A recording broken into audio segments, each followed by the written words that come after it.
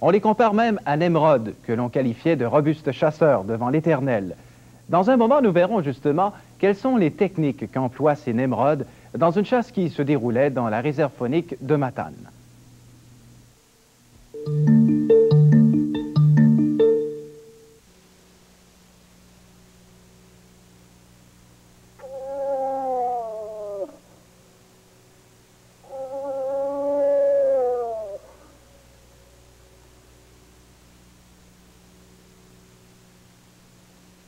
À l'aube, au moment où les couleurs du ciel et de l'eau se nuancent de bleu et de rose, un cri étrange est lancé par l'homme.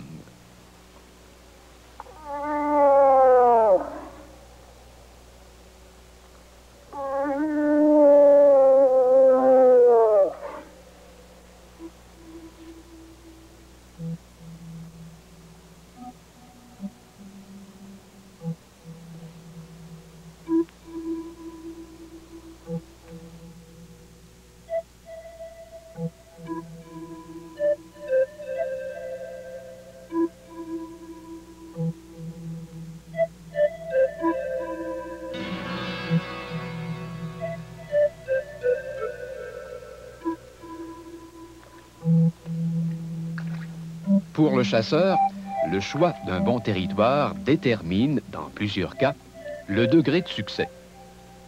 Accompagné d'un guide expérimenté, ce groupe de chasseurs tentera sa chance dans un territoire qui présente un bon potentiel, avec des vieux bûchers, des petits marécages, de bonnes passes entrecoupant quelques flancs de montagne et un lac où se camouflent ici et là quelques baies marécageuses.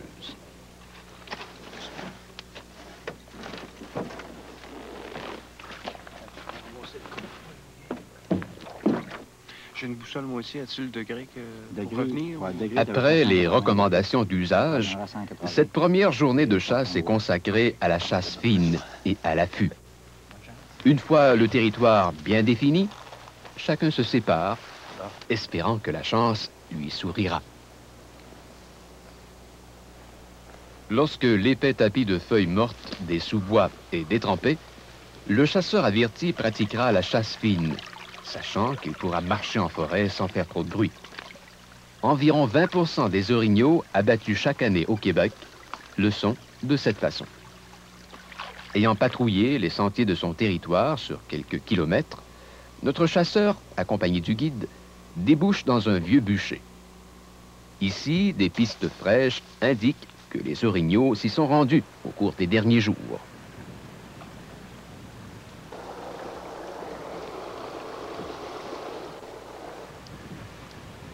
Malgré quelques appels imitant le cri de la femelle, aucun orignal ne donne signe de vie, du moins en apparence.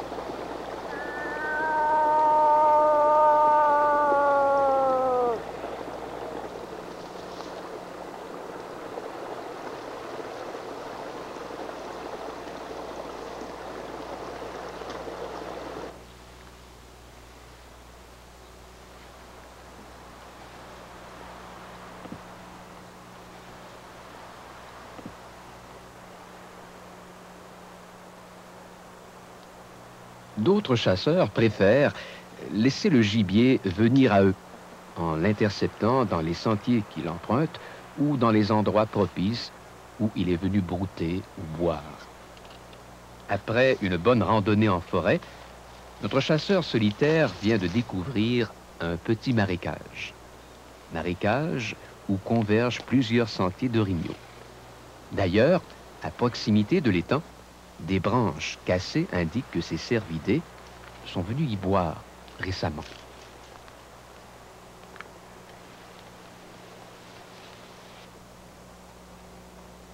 Une fois installé et ayant pris soin de faire le moins de bruit possible, le chasseur doit être patient et miser sur un peu de chance, demeurant à l'écoute des moindres bruits de la forêt.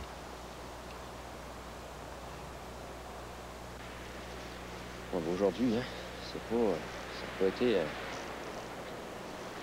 On va venir voir de la neige. Oh, mais le voilà. Le voilà ici. Même si cette première journée de chasse n'a pas été fructueuse, Nos chasseurs en avaient long à se raconter. Plusieurs indices leur permettaient de croire que les prochains jours leur seraient favorables.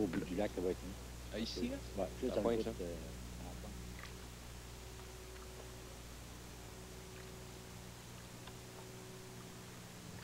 Le lendemain, la température est plus froide et il n'y a pas de vent. Pour le guide, ces conditions climatiques sont propices à la pêle et c'est à l'extrémité du lac, près d'une baie marécageuse, qu'il dirige l'embarcation.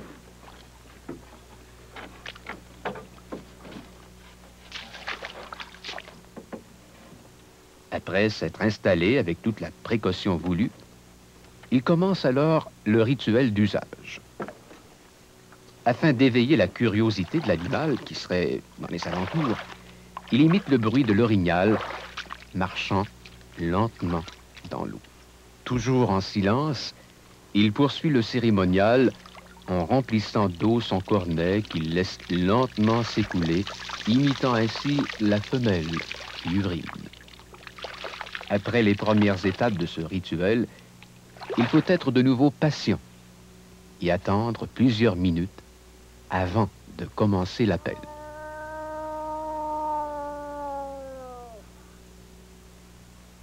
Notre guide lance alors le cri d'accouplement, imitant l'appel plaintif qu'émet la femelle en chaleur, cherchant à attirer le mâle. À l'autre extrémité du lac, une réponse vient briser le calme sauvage. Ces sons émis par le mâle, suivis d'un mugissement plaintif, ne trompent pas notre guide. Pour lui, il s'agit d'une femelle accompagnée d'un mâle. Ces propos nous sont vite confirmés, puisque nous distinguons, à travers les reflets du soleil matinal, une femelle orignale traversant à la nage le centre du lac, suivie d'un mâle au panache imposant.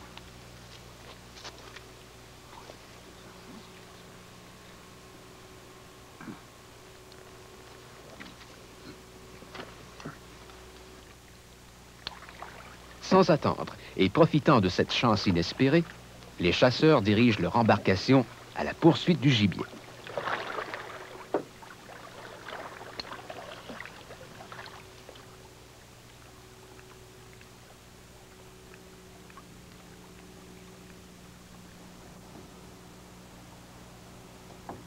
Pendant la saison des amours, le comportement de l'orignal se modifie.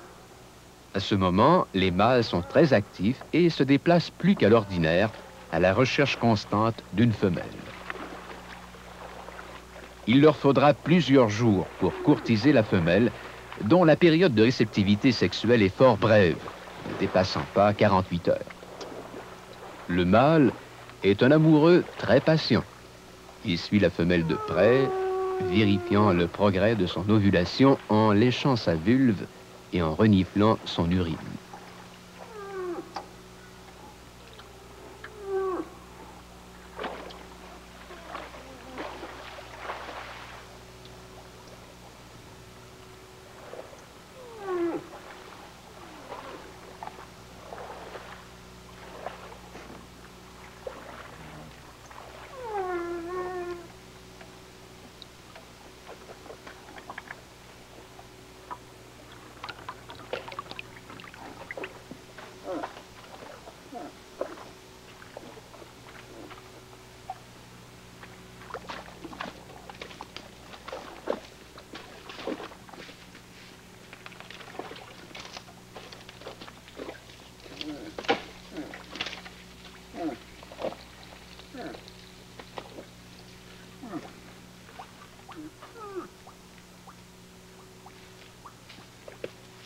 Comme plusieurs autres mammifères, l'orignal possède un organe spécial dans le palais qui concentre les odeurs chimiques qu'il aspire dans l'air. Ici, sur le bord du lac, le mâle, bouche ouverte, inhale des molécules porteuses d'hormones. D'après leur composition, il peut estimer la progression de l'ovulation de la femelle. Pendant cette période, les orignaux des deux sexes brament et communiquent entre eux. Ces vocalisations atteignent leur point culminant vers la fin de septembre et le début d'octobre. Si une femelle n'est pas fécondée à son premier oestrus ou son ovulation, elle deviendra féconde de nouveau environ 25 jours après.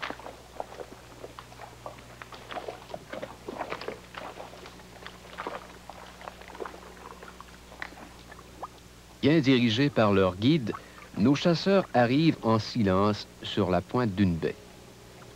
Ils découvrent alors un spectacle unique, à faire rêver. Le mâle est là, laissant apparaître à travers les arbres morts son magnifique panache. Pour être certain que la bête sera bien à la portée du fusil, ils s'approchent lentement, malgré leur grande nervosité.